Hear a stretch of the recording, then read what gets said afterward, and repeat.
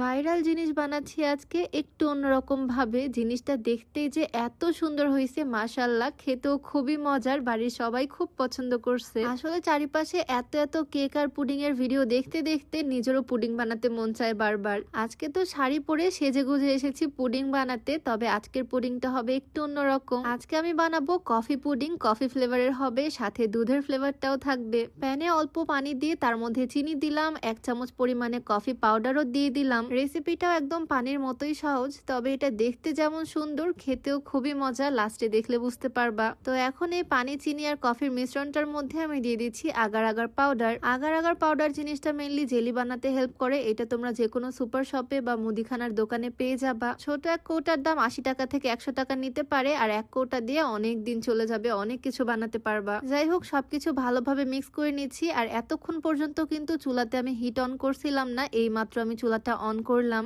Agar agar পাউডারটা চুলা of থাকা অবস্থায় দিয়ে দিছি, যাতে ভালোভাবে মিক্স হয়ে যায়, কারণ গরম অবস্থায় দিলে পাউডারটা দলা পেকে যায়। যাই হোক, সবকিছু আবার ভালোভাবে মিক্স করে নিচ্ছি। কফির একটা সুন্দর ফ্লেভার আসতেছে। আর এখন মোলটা নিয়ে নিলাম। এই বাটিটার মধ্যে আজকে পুডিংটা বানাবো, আর বাটির মধ্যে সুন্দর করে আমি এই কফির মিশ্রণটা ঢেলে দিচ্ছি। দেখেই হয়তো বুঝতে পারতেছো কাজটা কতটা সহজ। গরম গরম আছে জিনিসটা, এটাকে আগে কিছুক্ষণ ঠান্ডা হতে দিব, আর একটু ঠান্ডা হওয়ার পরই না জেলি জমতে শুরু হয়ে যায়। তবে জিনিসটা যাতে আরো তাড়াতাড়ি হয়, কাজটা দ্রুত হয়, সেজন্য আমি এটা ফ্রিজে রেখে দিচ্ছি। আজকে তো আমি একদম শাড়ি পরে সুন্দর করে সেজে গুজে পুডিং বানাচ্ছি। ফোনে তো সারাদিন ভিডিও দেখতে পাই, ভাইরাল কেক পুডিং বিক্রি করতে যায় মানুষ শাড়ি পরে, আর আজকে আমি রান্না করতেছি শাড়ি পরে। আমার যদিও মাঝে মাঝে শাড়ি পরতে ভালোই লাগে, আজকেও আমি নিজের খুব পছন্দের একটা শাড়ি পরছি। এই ধরনের জর্জের শেড শাড়িগুলো দেখতে খুব ভাল লাগে। আমি তো ভাবছিলাম কোনো ট্যুরে নিয়ে যাব এটা, তবে রিসেন্ট কোনো ট্যুর প্ল্যান করাও হচ্ছে না, তাই আজকে বাড়িতেই পরলাম। একদম অরিজিনাল শেড শাড়ি, আর শাড়িটা এত বেশি কমফোর্টেবল বলার বাইরে। এই সুন্দর শাড়ি আর ভেলভেটের ফুল হাতা ব্লাউজ আমি নিয়েছি কমফোর্ট জোন ফেসবুক পেজ থেকে। তাদের পেজে এরকম সুন্দর সুন্দর আরো অনেক শাড়ির কালেকশন তোমরা পেয়ে যাবা। পেজটা আমি ডেসক্রিপশনে মেনশন করে দিব, তোমরা চাইলে ভিজিট করে আসতে পারো। আরো অনেক রকমের ভ্যারিয়েশন তোমরা তাদের পেজে পেয়ে যাবা। আর এই ধরনের শাড়িগুলো পরারও কোনো ঝামেলা থাকে না, একদম কুচিগুলো সুন্দরভাবে পরে থাকে।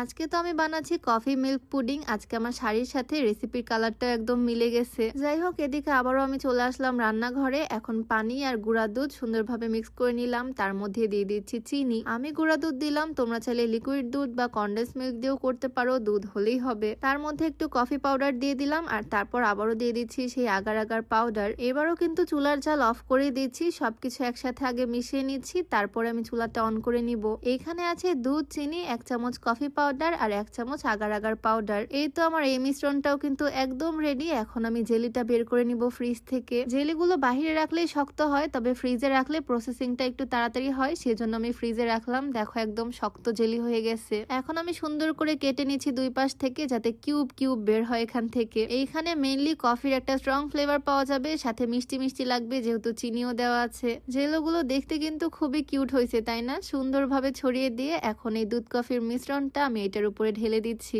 তাহলে তো দেখতেই পাচ্ছ এই পুডিংটা বানানো কতটা পরিমাণে সহজ। এখন শুধু কিছুক্ষণ বাহিরে রাখবো, একটু শক্ত হয়ে গেলে তারপরে 10 মিনিটের জন্য ফ্রিজে রাখবো, তাহলেই রেডি। তবে আজকে আমি এটার মধ্যে আরেকটু ইঞ্জিনিয়ারিং করতেছি, ভাবলাম আরেকটা লেয়ার ক্রিয়েট করা যায়। এইবারের লেয়ারটা হবে পুরাটাই দুধের, সেজন্য আমি পানি, গুঁড়া দুধ মিক্স করে নিলাম, তার মধ্যে অল্প একটু আগার আগার পাউডার দিলাম, কিছুটা চিনি দিলাম। এইবারের ফ্লেভারটা হবে পুরাটাই দুধের একটা ফ্লেভার, দুধ, চিনি, আগার আগার পাউডার এইটুকুই দিলাম আর কি। এই তো দুধের মিশ্রণটাও একদম রেডি। বারবার আজকে ফ্রিজের কাজ করতে হচ্ছে, এটা ফ্রিজ ছাড়াও হয়, নর্মালে রাখলেও হয়, তবে আমি ডিপ ফ্রিজে রাখতেছি বারবার, যাতে কাজটা তাড়াতাড়ি হয়ে যায়। যাই হোক, এরপরে আমি উপরে দুধের লেয়ারটা দিয়ে দিলাম। এখন কিন্তু জিনিসটা দেখতে আরো বেশি সুন্দর লাগবে, 2-3টা লেয়ার ক্রিয়েট হবে। এই তো শেষবারের মতো ফ্রিজে রেখে দিলাম। এইবার ফ্রিজ থেকে বের করে ফাইনাল লুকটা দেখার পালা। এর মাঝে একটু বলে দিতে চাই, তোমরা যারা উচ্চতা বাড়াতে চাচ্ছ এই কম্বোটা ট্রাই করতে পারো। এটা বাংলাদেশের বিএসটিআই কর্তৃক অনুমোদিত। এগুলো কোনো ঔষধ না, এগুলো যেরকম আমরা ছোটবেলা হরলিক্স বা কমপ্লেন খেতাম ঠিক সেই রকমই। এটা মূলত হাড়ের বৃদ্ধি করবে আর হাড়ের শক্তিও বাড়াবে। কম্বোটা তোমরা ফিট ক্যাফে 24 ফেসবুক পেজ থেকে পেয়ে যাবা, পেজটার রেসিপশনে মেনশন করে দেওয়া থাকবে। যাই হোক, এখন পুডিং এর ফাইনাল লুক দেখার পালা। 10 মিনিটের মতো আমি ফ্রিজে রাখছিলাম, আর দেখো জেলিটা কিন্তু একদম সেট হয়ে গেছে। আমি তো এটা মোল্ড থেকে বের করার জন্য খুবই এক্সাইটেড। আমি টিফিন বাটির মধ্যে এই পুডিংটা জমিয়েছি,